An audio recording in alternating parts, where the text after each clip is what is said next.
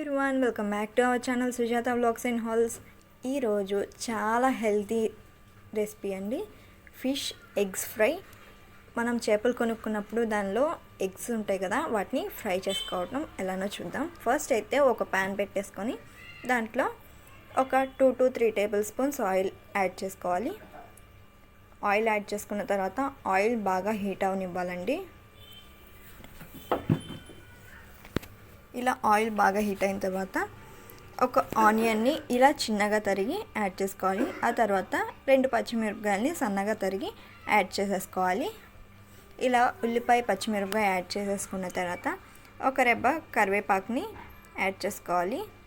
ఆ తర్వాత ఒక 1 టేబుల్ స్పూన్ అల్లం వెల్లుల్లి పేస్ట్ని కూడా యాడ్ చేసేసుకొని పచ్చివాసన పోయేంత వరకు బాగా ఫ్రై చేసేసుకోవాలి.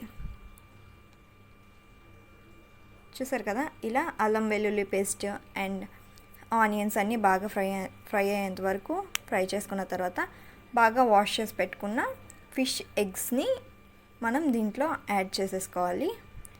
ఇవి యాడ్ చేసిన తర్వాత రుచికి సరిపడా ఉప్పు, ఒక 1/2 టేబుల్ స్పూన్ పసుపు యాడ్ చేసేసుకొని బాగా కలుపుకుంటూ ఫ్రై చేసుకోవాలి.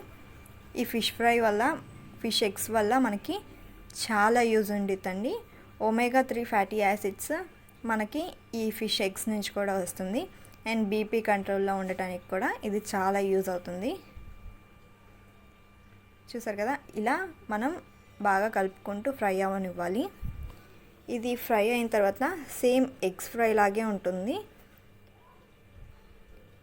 ఇలా కొంచెం ఫ్రై అయిన తర్వాత మనం సన్నగా తరిగి పెట్టుకున్న కొత్తిమీరని యాడ్ చేసేసుకొని ఒక 1.5 టేబుల్ స్పూన్ కారం యాడ్ చేసుకోవాలి. ఇలా కారం యాడ్ చేసేసుకొని బాగా కలుపుకోవాలి. ఆ తర్వాత మనం గరం మసాలాని యాడ్ చేసేసుకోవాలి.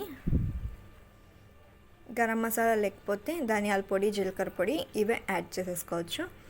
గరం మసాలా యాడ్ చేసేసుకొని కలుపుకొని సర్వ్ చేసేసుకోవడమేనండి. Thanks for watching. ఈ వీడియో కనుక మీకు నచ్చినట్టయితే please like, share and subscribe.